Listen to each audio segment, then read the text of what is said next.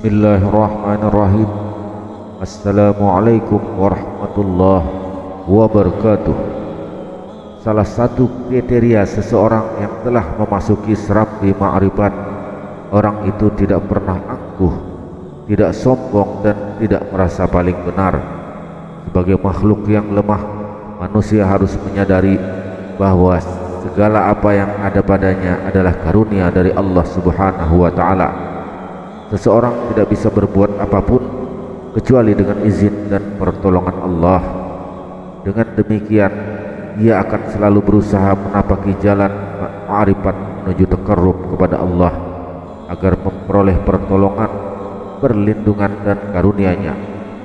Segala sesuatu yang dapat merintangi jalan menuju Allah harus disingkirkan jauh-jauh dari lubuk hati, seperti sifat serakah terhadap kehidupan dunia, kikir, ujub, riya, dan berbagai sifat tercela lainnya.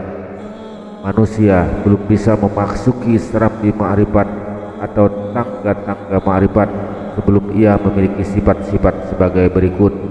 Yang pertama adalah mengenal Allah secara mendalam, sehingga seolah-olah ia dapat melihatnya atau berhubungan langsung dengannya.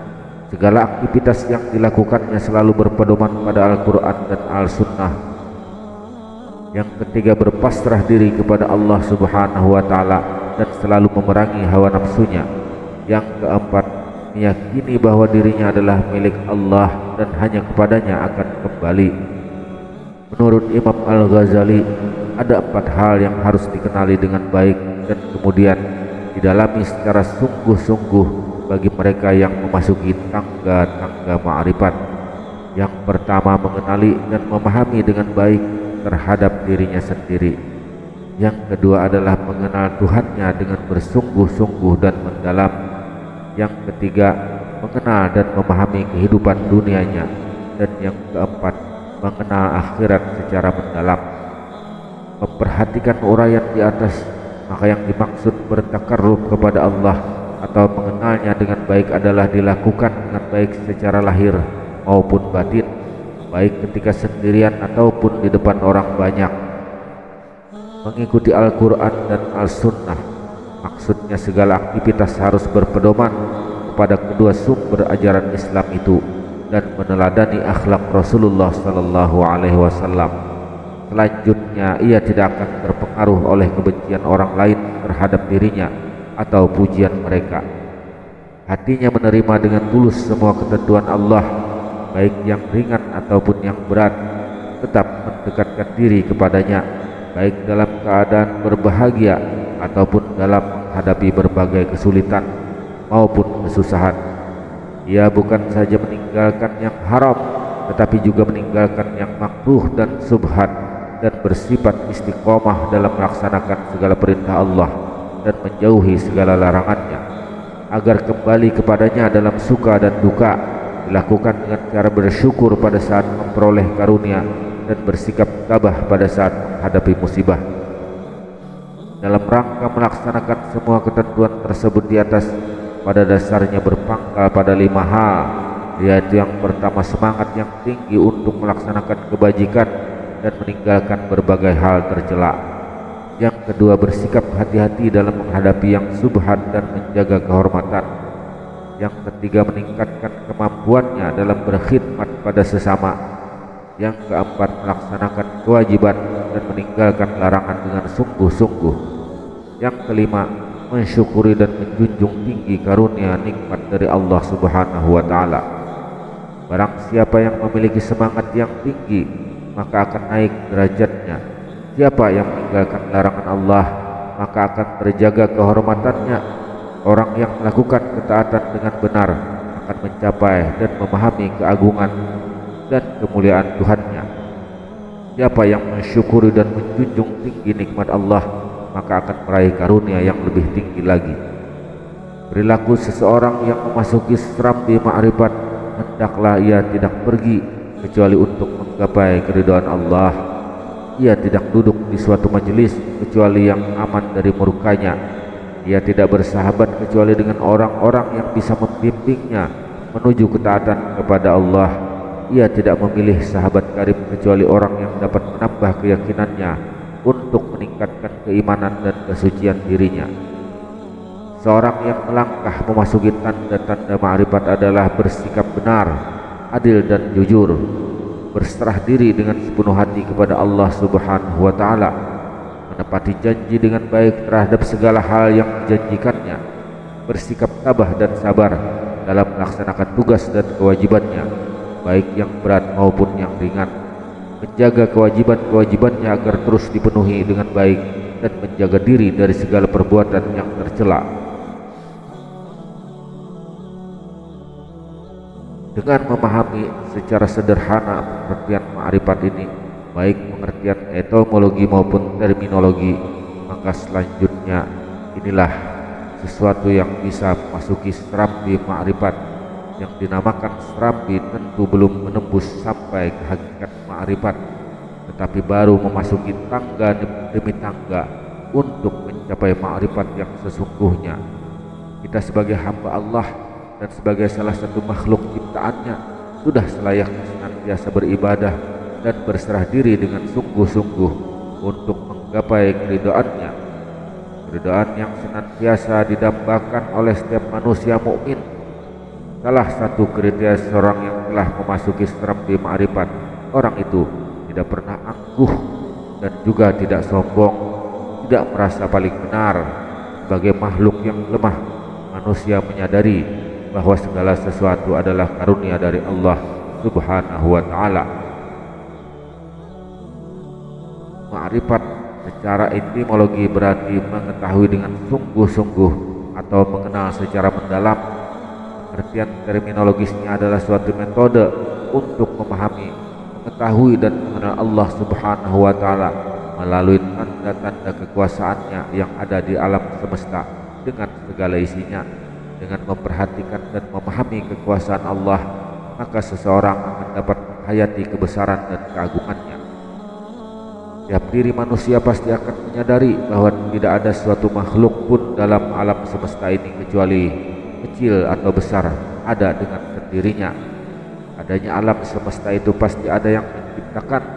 Penciptanya adalah Allah Subhanahu wa taala dengan kehendak dan kekuasaannya. Mengenal Allah Subhanahu wa taala dengan memperhatikan dan memahami ciptaannya berupa alam semesta dapat dibagi menjadi dua bagian, yaitu yang pertama mikrokosmos, segala kejadian yang ada pada diri manusia. Setiap orang yang memiliki pengetahuan yang tinggi tentang organ tubuh kita dan fungsinya masing-masing pasti akan memahami keagungan Allah Subhanahu wa taala. Bagaimana hebatnya kerja jantung kita. Organ tubuh yang kecil itu lebih kecil dari kepalan tangan, memompahkan darah ke seluruh tubuh sampai ke sel-selnya yang sangat rening. Ia tidak pernah berhenti berdetak memompahkan darah itu sepanjang umur umat manusia. Ada yang 60 tahun, 70 tahun, 90 tahun dan sebagainya. Liver yang ada di dalam tubuh kita menyaring darah sehingga menjadi bersih, itu pun tidak akan pernah berhenti selama manusia masih hidup. Sehingga apabila fungsi liver itu sudah tidak sempurna lagi, manusia harus melakukan cuci darah di rumah sakit seminggu sekali, seminggu 2 kali, dan seterusnya. Otak yang dimiliki manusia merupakan organ tubuh yang sangat dahsyat, yang dengan manusia menyalurkan pikirannya sehingga dapat menuangkan ide-ide dan pemikiran yang tidak dimiliki makhluk lain. Itu baru 3 organ. Bagaimana kalau dikaji lebih jauh tentang fungsi ginjal, fungsi empedu, fungsi darah merah, darah putih, usus besar, usus halus, dan berbagai macam organ tubuh lainnya yang sangat banyak.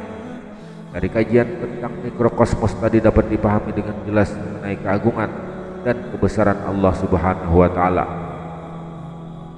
Yang kedua adalah melalui makrokosmos, yaitu segala wujud yang ada di dalam lingkungan kita, di langit dan di bumi, yang terdiri dari benda padat, benda cair, dan benda gas. Dilanjutkan kajian tentang flora dan tumbuh-tumbuhan dengan aneka macam jenisnya, dari tumbuhan yang paling kecil sampai tumbuhan yang paling besar, dan juga dilengkapi dengan fauna atau alam hewan yang berada di darat, laut, dan udara. Dari hewan yang paling kecil, yaitu hewan satu sel, sampai hewan yang paling besar, termasuk berbagai macam ikan yang ada di laut. Dari semua ini pasti akan menimbulkan keyakinan bahwa sesungguhnya Allah itu Maha Esa dan Maha Kuasa. Sesungguhnya pada segala sesuatu itu terdapat suatu tanda bahwa sesungguhnya Allah itu Maha Esa dan Maha Kuasa. Tergambarlah oleh manusia betapa maha agungnya Allah Subhanahu wa Ta'ala yang menciptakan alam semesta dengan segala isinya, memelihara, mengatur dan menjaganya, memperhatikan kenyataan ini. Maka setiap orang yang tidak mengenal Allah atau tidak mau mengenalnya, maka mereka termasuk manusia yang paling buta. Bukan buta matanya, akan tetapi buta mata hatinya yang ada di dalam dada. Karena sesungguhnya bukanlah mata itu yang buta, tetapi yang buta ialah hati yang di dalam dada. Memperhatikan dan memahami serta menghayati segala kekuasaan Allah yang berada di dalam alam semesta tersebut tidak cukup dengan menggunakan penglihatan lahiriah saja, akan tetapi harus dibarengi dengan penglihatan mata batin atau mata hati yang jernih dan bersih. Mata hati yang jernih dan bersih itu adalah yang terlepas dari berbagai macam jenis dosa. Rasulullah Sallallahu Alaihi Wasallam ketika ditanya oleh malaikat Jibril tentang pengertian al-ihsan, beliau menjawab, hendaklah kau menyembah dan beribadah kepada Allah seolah-olah kau melihatnya. Apabila engkau tidak dapat melihatnya, maka yakinilah bahwa sungguhnya Allah melihat. Buta mata tidak begitu berbahaya, paling terpleset kaki, akan tetapi buta mata batin atau buta hati pasti akan mendatangkan bahaya yang lebih besar. Manusia apabila telah menderita penyakit buta hati, selama ia belum mendapatkan petunjuk kebenaran, maka selama itu pula ia akan tersesat dan tercampakkan dalam kehinaan duniawi dan ukhrawi. Wa man kana fi hadhihi a'ma fa huwa fil akhirati a'ma wa adallu sabila. Dan barang siapa yang buta hatinya di dunia ini, niscaya di akhirat nanti ia akan lebih buta pula dan lebih tersesat dari jalan yang benar. Wallahu a'lam bishawab. Salam.